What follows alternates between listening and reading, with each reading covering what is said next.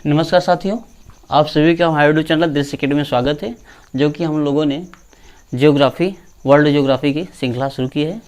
हम लोगों ने उसमें ब्रह्मांड पढ़ रहे हैं। ब्रह्मांड हम लोगों ने क्या पढ़ा था, क्या कहते हैं, ब्रह्मांड की उत्पत्ति और ब्रह्मांड की उत्पत्ति के बारे में थोड़ा पढ़ा था। उसके बाद संकल्पनाओं के बारे में कुछ पढ़ा था, जिसमें कि संकल्पनाओं में क्या कहते हैं कि हम लोगों ने उन क्लॉडियस टॉलमी साहब को पढ़ा था। ठीक 140 ईसा पूर्व उन्होंने बताया था कि क्या कहते हैं कि जो पृथ्वी है वो क्या है, केंद्र में है।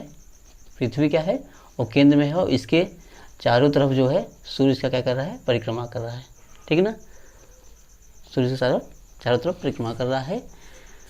और उसके बाद हम लोगों ने पढ़ा था सूर्य या अन्य ग्रह इसके साथ चक्कर लगा रहे हैं। उसके बाद हम लोगों ने देखा था वारामिहिर साहब, जो कि भारत के खगोल शास्त्री थे। उन्होंने बताया था कि जो सूर्य है, ठीक है ना, जो सूर्य है वो केंद्र में है, जबकि पृथ्वी या अन्य ग्रह इसका क्या कर रही हैं, चक्कर लगा रही हैं। पृथ्वी तथा अन्य ग्रह इसका क्या कर रही हैं, चक्कर लगा रही थी।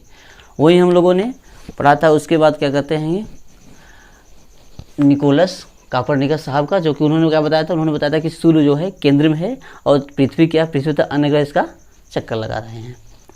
उसके बारे में हम लोगों ने पढ़ा था मतलब कि टेलीस्कोप के बारे में, एडविन हबल टेलीस्कोप से, जो कि नासा का है, जिससे पता चलता है कि सारी क्रियाएं क्या क्या हो रही हैं। जो कि अभी हाल ही में 25 दिसंबर 2021 के हम लोग बताया था, 25 दिसंबर 2021 में इसका नाम बदलकर सबकी दुनिया का सबसे बड़ा टेलीस्कोप है। ठीक है ना, उसके द्वारा अंतरिक्ष में जैसे याद क्या कहते हैं, सूर्य के मतलब जिस प्रकार से पृथ्वी सूर्य का चक्कर लगा रही है, उसी एक स्थिर अवस्था होता है बीच में, जिस साम्य अवस्था होता है, जिसमें क्या कहते हैं किसी भी ग्रह को, किसी भी क्या कहते हैं लांचर को इसमें छोड़ दिया जाता है, जिससे कि पता चलता है कि क्या कहते हैं कि क्या क्रियाएं हो रही है सूर्य तथा पृथ्वी के बीच में। और वो क्या करता है, पृथ्वी के साथ सूर्य का चक्कर लगाता है और सभी वहाँ के दृश्यमान जो भी क्रियाएं होती है उसको भेजता है, बताता है। और उसके बाद उसके दूरबीन से भी पता चलता है कि क्या है, ब्रह्मांड हमेशा विस्तारित हो रहा है। किससे लॉन्च हुआ था, एरियन 5, ठीक है, लॉन्चर सेंटर नासा से। उसके बाद हम लोगों ने सिद्धांत के बारे में, थ्योरी के बारे में पढ़ा था, जो कि क्या कहते हैं कि 3 अवधारणा जो की थी बहुत ही महत्वपूर्ण है, जिसमें से क्या कहते हैं बिग बैंग थ्योरी या महाविस्फोटक सिद्धांत जार्ज लेमैत्रे साहब का बहुत ही ज़्यादा माननीय है। उसमें बताया गया था कि जो क्या कहते हैं महाविस्फोटक सिद्धांत में बेल्जियम के शास्त्री हैं, जो क्या कहते हैं जार्ज लेमैत्रे साहब बताते हैं कि जो ब्रह्मांड की उत्पत्ति के बारे में बताते हैं कि ब्रह्मांड पहले एक सकेंद्र गोले, छोटे गोले, या बताते हैं कि मटर दाने के अनुसार, जिस प्रकार से मटर दाना होता है एकदम केंद्रित होता है, सकेंद्रित के अनुसार एकांकी कण था, उसमें अत्यधिक सकेंद्र थे, यानी कि उसमें तापमान और ऊर्जा काफ़ी ज़्यादा था, उसमें घनत्व काफ़ी ज़्यादा था। तो अचानक 1307 अरब वर्ष पूर्व क्या हुआ, उसमें अचानक विस्फोट हुआ, जिससे ब्रह्मांड की उत्पत्ति हुई। यहाँ तक हम लोगों ने देख लिया था। ठीक है ना, आज हम लोगों ने देखेंगे हिग्स बोसन, सर्न क्या होता है, ठीक है ना, जो कि यूरोपीय रिसर्च सेंटर है। और क्या कहते हैं आकाशगंगाएं, और थोड़ा अपनी मंदाकिनी के अगल बगल जो भी हैं घटनाएं जो भी हो रही हैं, या तो क्या कहते हैं कि जैसे नज़दीक मंदाकिनी के अपने एंड्रोमेडा है, ठीक है ना, उसके बारे में समझेंगे। आइए हम लोग देखते हैं हिग्स बोसन। आप लोगों के नाम से पता चलता होता है हिग्स बोसन, यानी कि इसमें 2 वैज्ञानिक हैं, ठीक है ना, एक हैं ब्रिटेन के हिग्स बोसन नाम से भी पता चलता है कि यहाँ है क्या, पहले इसको जान लेते हैं। हिग्स बोसन, इसमें 2 वैज्ञानिक हैं, एक हैं पीटर हिग्स जो क्या कहते हैं ब्रिटेन के हैं, और एक हैं सत्येंद्रनाथ बोस जो कि भारतीय वैज्ञानिक हैं।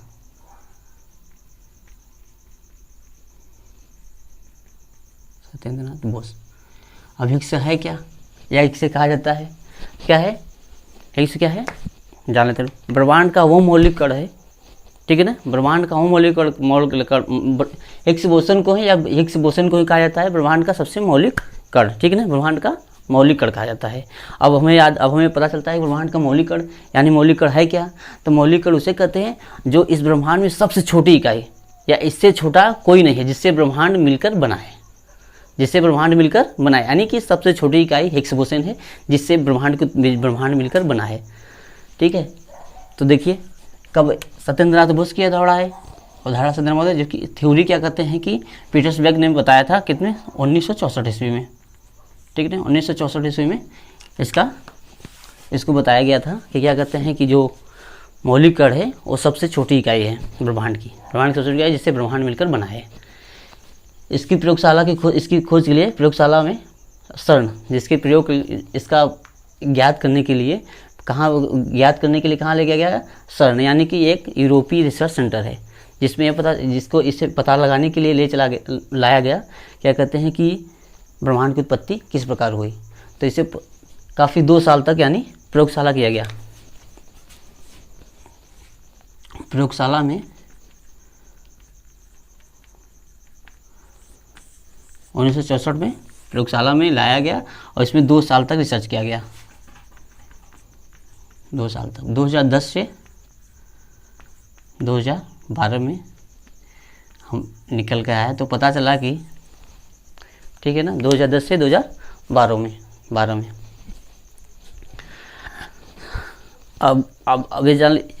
में क्या हुआ, क्या कहते हैं कि पता चला कि एक क्या कहते हैं हिग्स बोसन, ठीक है ना, सबसे छोटा कण है जिससे ब्रह्मांड मिलकर बना है। ठीक है ना, इसको हम लोग कहते हैं गॉड पार्टिकल। हिग्स बोसन भी क्या कहते हैं गॉड पार्टिकल। ये नाम किसने दिया था? जो पदार्थ यहाँ निकला प्रयोगशाला में जांच किया गया यूरोपीय CERN में,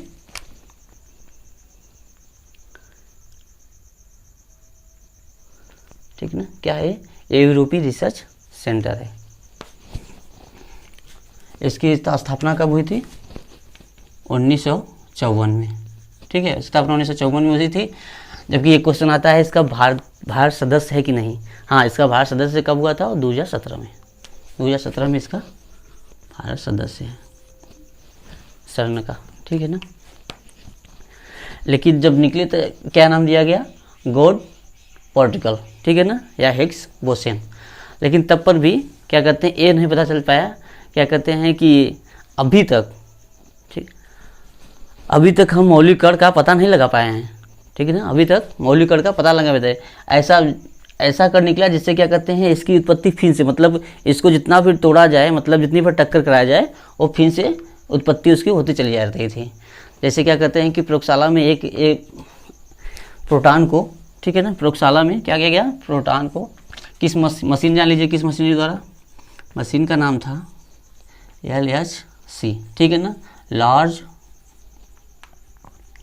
हाइड्रोन कोऑर्डिनर। ठीक है ना, लार्ज हाइड्रोन कोऑर्डिनर के द्वारा पता चला क्या कहते हैं कि एक मौलिक कण निकला। तो लेकिन क्या कहते हैं अभी तक जिस पदार्थ से ब्रह्मांड बना है उसकी अभी तक जानकारी कोई नहीं आई। ऐसा पदार्थ निकला मौलिक कण जो कि हम बता चुके हैं, जिसको क्या कहते हैं गॉड ऑफ पार्टिकल कहा जाता है। ऐसा पदार्थ निकला कि वो आपस में टकराया जाए तो फिर उसकी नई उत्पत्ति होती चली जाती है। जैसे क्या कहते हैं प्रयोगशाला में प्रोटॉन को क्या किया गया? प्रोटॉन को आपस में टक्कर कराया गया, तो क्या कहते हैं कि इसकी एक नई मौलिक कण निकला। ठीक है ना, मौलिक कण सबसे छोटी इकाई मौलिक कण निकला, लेकिन फिर भी इसकी फिर भी प्रयोगशाला किया गया तो फिर भी इससे मौलिक कण निकलते चले गए। ठीक है ना, इससे पता नहीं, इसलिए अभी तक इसका कोई निश्चित या तो अनुमान नहीं लगाया गया है क्या कहते हैं कि इसी से मिलकर बना है ब्रह्मांड। ठीक है ना, तो जैसे हम लोग क्या कहते हैं पदार्थ, कोई भी पदार्थ रहता है, देख लेते हैं, कोई भी पदार्थ रहता है,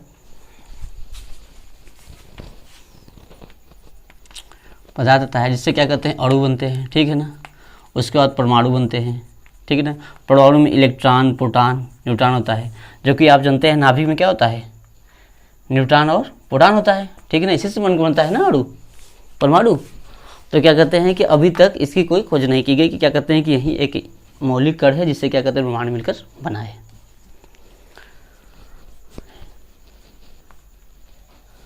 आइए हम लोग ये जान के किसे कहते हैं हिग्स बोसन। आप हिग्स बोसन किसे कहते हैं आप लोग जान गए।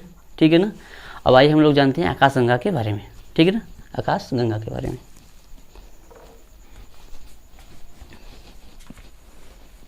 CERN क्या है?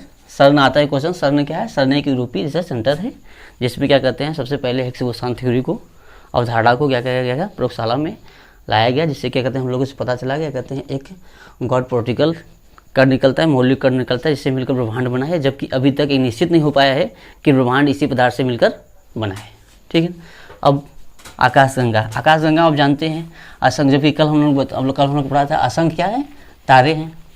ठीक है ना, असंख्य तारे हैं, बादल हैं, धूल कण है। आकाशगंगा किससे मिलकर बना है? अतः हम लोग कहते हैं आकाशगंगा तारों बादल तथा धूल कणों से मिलकर बना है।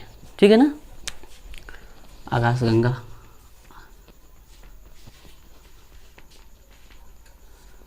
आकाशगंगा को हम लोग कर सकते हैं कि क्या है? तारों के समूह, ठीक है ना, धूल कण तथा बादल, ये बादल का रूप है या बादलों से मिलकर बना है, जिसे क्या कहते हैं? आकाशगंगा। तारों का समूह, असंख्य तारों का समूह। आप लोग देखते हैं जो दिखाई देते हैं ऊपर हम लोग ना, असंख्य तारे, तारों में क्या करते हैं? धूल कण भी होते हैं और बादल भी होते हैं। ठीक है ना, देखते हैं आप लोग। उसके बाद क्या कहते हैं कि जिनमें क्या कहते हैं, देख लीजिए जैसे असंख्य तारे हैं, इसमें क्या है? इसमें धूल कण भी हैं। ठीक है ना, इसमें 98% क्या है? तारे हैं। 2% में क्या है? धूल और कण बादल हैं। धूल कण प्लस बादल, आकाशगंगा का निर्माण हुआ है। ठीक है ना, तारों के समूह, तारों का समूह प्लस धूल कण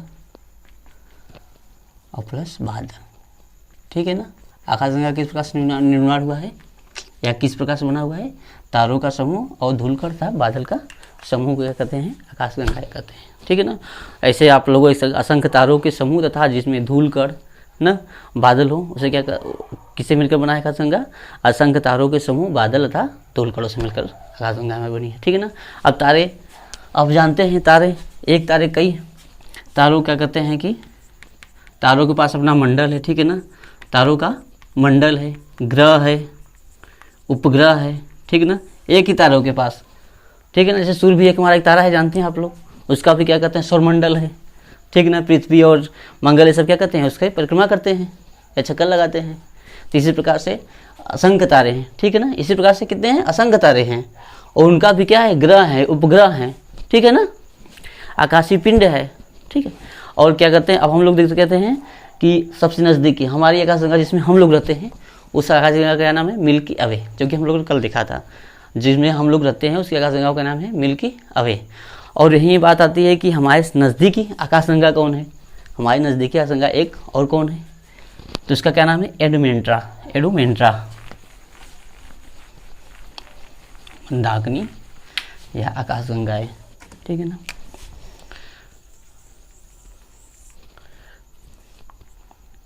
मिल्की अवे, इसी के पास क्या है? हमारी एक निकट आकाशगंगा क्या है? आकाशगंगा का क्या नाम है? हमारी एक निकट आकाशगंगा क्या नाम है? एडुमेंड्रा।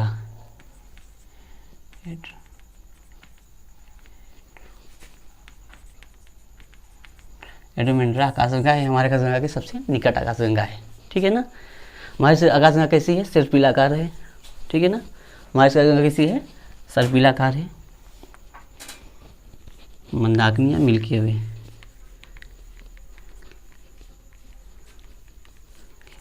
ठीक है ना, सर्पिलाकार है। सर्पिलाकार है, इसके केंद्रीय भाग क्या कहते हैं? वल्ज कहते हैं। ठीक है ना, इसके केंद्रीय भाग क्या कहते हैं? वल्ज कहते हैं।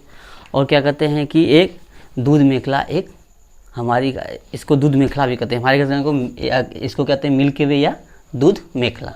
ठीक है ना, यह कैसी है? सर्पिलाकार है। ठीक है ना, इसी प्रकार से काफ़ी आकाशगंगाएं हैं। ठीक है ना, काफ़ी आकाशगंगाएं हैं। इन आकाशगंगाओं को 3 समूहों में, अलग अलग आकाशगंगाएं जिनको 3 समूह में बांटा गया है। जैसे क्या कहते हैं? अनियमित आकाशगंगाएं। ठीक है ना, ब्रह्मांड में अनियमित आकाशगंगाएं बहुत हैं, जिसका मान कितना है? 3% लगभग है। उसके बाद दीर्घवृत्ताकार आकाशगंगाएं या डिस्क। ठीक है ना, दीर्घवृत्ताकार आकाशगंगाएं या डिस्क आकाशगंगाएं, इसको क्या कहते हैं? इसमें क्या कहते हैं? दीर्घवृत्ताकार, जैसे अनियमित, जहाँ समझ लीजिए 3 प्रकार की हैं, 3 प्रकार से मिलती हैं। पहला नंबर आप समझ सकते हैं अनियमित आकाशगंगाएं। अनियमित आकाशगंगाएं जैसे क्या कहते हैं? कोई मतलब कोई निश्चित आकृति ना होगी, अनियमित आकाशगंगाएं। ठीक है ना, ये कितनी है, ये 3% है, इनका भाग कितना है, 3% है। और दूसरा बात हम लोग कहते हैं दीर्घ वृत्ताकार या डिस्क नुमा, ठीक है ना। इसकी संख्या कितनी है, इसकी है क्या कहते हैं 17% है, 17%, ठीक है ना। एक ऐसी रहती है, एक दीर्घ वृत्ताकार, ठीक है ना, तारे का भी है। एक ऐसी है डिस्क नुमा है। उसके बाद एक आता है सर्पिलाकार, जिसमें हमारी आकाशगंगा मिल्की वे भी क्या है, सर्पिलाकार है। इसमें कितने % भाग है, 80% भाग। इसका कितने % भाग आकाशगंगा होगा, 80% भाग है सर्पिलाकार का गंगा है, सर्पिलाकार आकाशगंगा है, आकाशगंगा, ठीक है ना। इसका कितना भाग है ब्रह्मांड में, 80% भाग है। सर्पिलाकार आप लोग जानते हैं, ठीक है, हमारी गंगा ऐसी है। अब लोग हम लोग देख लेते हैं इसके आगे नेबुला, ठीक है ना। नेबुला क्या है, इसके आगे हम लोग देख लेते हैं आकाशगंगाएं हो गई, ठीक है ना। आकाशगंगाएं में क्या कहते हैं, नेबुला क्या कहते हैं, नेबुला यह एक अत्यधिक प्रकाशमान आकाशीय पिंड है, ठीक है ना। क्या है, यह एक अत्यधिक प्रकाशमान आकाशीय पिंड है जो गैस एवं धूल कणों से मिलकर बना है। किससे मिलकर है, जो गैस एवं धूल कणों को मिलकर, अर्थात हम लोग कह सकते हैं इसे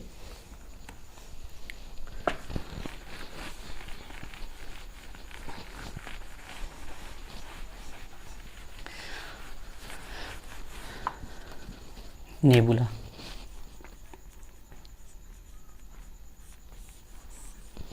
ये सब सभी परीक्षाओं में आपके पूछे जाते हैं सभी क्वेश्चन, ठीक है ना। आप लोग ध्यान से सुनिएगा, मेरी बातों को गौर से सुनिएगा, आज आपको सब समझ में आएगा। देखिए यह एक क्या है, नेबुला कैसे कहते हैं, यह आकाशीय क्या है, आप लोगों यह अत्यधिक प्रकाशमान आकाशीय पिंड है जो क्या कहते हैं गैस, धूल कण तथा बादलों से मिलकर बना है, ठीक है ना। या अर्थात कर सकते हैं इसे यूनिवर्स प्लस धूल कण प्लस बादल, ठीक है ना, से निर्मित हुआ इसको क्या कहते हैं, प्रकार से नेबुला को बादल कहते हैं, जिसे क्या कहते हैं ब्रह्मांड, ठीक है ना। ब्रह्मांड प्लस गैस प्लस धूल कणों से मिलकर बना है, जो कि एक बादल के नुमा आकार का है, बादल से मिलकर बना है, या तो बादल है, बहुत बड़ा बादल है नेबुला। ऐसे अर्थात कर सकते हैं अंतरिक्ष, ठीक है ना। आप इसको कोड भाषा में से लिख लें, जैसे कि याद करने में आसानी हो जाएगा। जैसे लिख दें अंतरिक्ष और गैस कण प्लस धूल कणों से मिलकर बना एक बादल है, ठीक है ना। धूल कण से बहुत बड़ा एक बादल है, गैस और धूल कण बता दिया, धूल कणों का बहुत बड़ा बादल है। इसमें देखिए क्या कहते हैं जो क्या कहते हैं, इसमें जो है तारे हैं जो क्या कहते हैं टकराने के कारण क्या कहते हैं बादल बहुत ज़्यादा प्रकाशवान होते हैं। जो तारे इसमें क्या कहते हैं, जो एक गैसीय पिंड है, बादल हैं, क्या कहते हैं टकराने के कारण कहते हैं इसमें बहुत ज़्यादा प्रकाशमान होते हैं, ठीक है ना। इसलिए इसमें एक और क्वेश्चन बनता है कि ओरियन नेबुला क्या है, ठीक है ना। तो ओरियन नेबुला क्या कहते हैं, आकाशीय पिंडों में स्थित तारों का वह समूह जो शीतलन क्षेत्रों में पाया जाता है, उसे क्या कहते हैं ओरियन नेबुला। नेबुला के बारे में जान लिया, क्योंकि कहते हैं कि इसमें धूल कण रहते हैं, ठीक है ना। ब्रह्मांड का हिस्सा है, या तो हम लोग कह सकते हैं अंतरिक्ष, ठीक है ना। अंतरिक्ष तथा गैस और धूल कणों से बना हुआ बादल का समूह क्या कहता है, नेबुला कहलाता है, ठीक है ना। और उसके बाद ओरियन नेबुला आता है। ओरियन नेबुला क्या कहता है, आकाशगंगाओं में स्थित, आकाशगंगाएं तो पढ़े, आकाशगंगाओं में स्थित तारों का ऐसा समूह जो शीतलन क्षेत्रों में पाया जाता है, उसे क्या कहते हैं ओरियन नेबुला कहा जाता है। उसके बाद हम लोग जान लेते हैं साइरस या डॉग स्टार, ठीक है ना। साइरस या डॉग स्टार जो कि सूर्य के काफी नजदीक है यहाँ।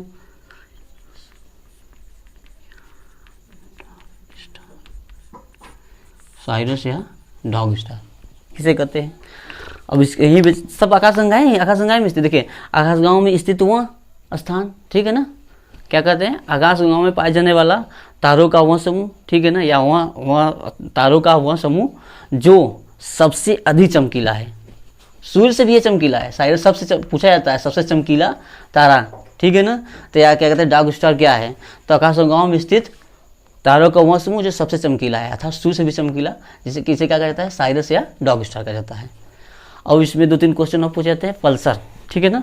पुलसर पूछा जाता है तो क्या कहते हैं, आकाशगंगाओं में स्थित वह पिंड जिसमें रेडियो तरंगें निकलती है, ठीक है ना, जिसमें रेडियो तरंगें निकलती है उसे क्या कहते हैं, पुलसर कहा जाता है। एक क्वेश्चन और इसमें से आता है, क्वार्सस क्या है, क्या है क्वार्सस। तो आकाशगंगाओं में स्थित वह समूह वह या जिसके बारे में कोई जानकारी नहीं मिलती है, ठीक है ना, आकाशगंगाओं में स्थित ऐसा पिंड, अरे ऐसा पिंड जिसके बारे में कोई जानकारी नहीं मिलती, मतलब आकाशगंगाओं में स्थित वह स्थान जहाँ किसी के बारे में, इसके बारे में जानकारी नहीं मिलती, उसे क्या कहता है, क्वार्सस कहा जाता है, ठीक है ना, क्या कहा जाता है, क्वार्सस कहा जाता है। आइए हम लोग यहाँ तक पढ़ ले, उसके बाद क्या करते हैं, एक देख लें नक्षत्र। निश्चित आकृतियों में बनाया गया तारों का ऐसा समूह, ठीक है ना, तारों का समूह निश्चित आकृतियों में, नक्षत्र किसे कहते हैं, निश्चित आकृतियों में बना हुआ तारों का समूह जिसे नक्षत्र कहा जाता है, ठीक है ना, क्या कहा जाता है, नक्षत्र कहा जाता है। हमारे चारों तरफ कितने तारे, कितने 24 नक्षत्र हैं, जो कि हमारी चंद्रमा एक नक्षत्र को पार करने में 24 घंटा का समय लेती है। चलिए दोस्तों, ठीक, यहाँ तक हम लोग समझे, इसके आगे हम लोग कल पढ़ेंगे, ठीक। थोड़ी कक्षा है हमारी, क्या कहते हैं कि थोड़ा एक दो वीडियो में थोड़ा नर्वस हूँ, पहले वीडियो बन रही है, इसके बाद क्या कहते हैं आपकी कक्षाएँ निरंतर चलती रहेंगी और काफ़ी अच्छा हम इसको डिफाइन करने की कोशिश करेंगे। नमस्कार। आप लोग को पसंद आए तो थोड़ा ध्यान दीजिएगा, यानी कि शेयर कमेंट जरूर कीजिएगा, लाइक।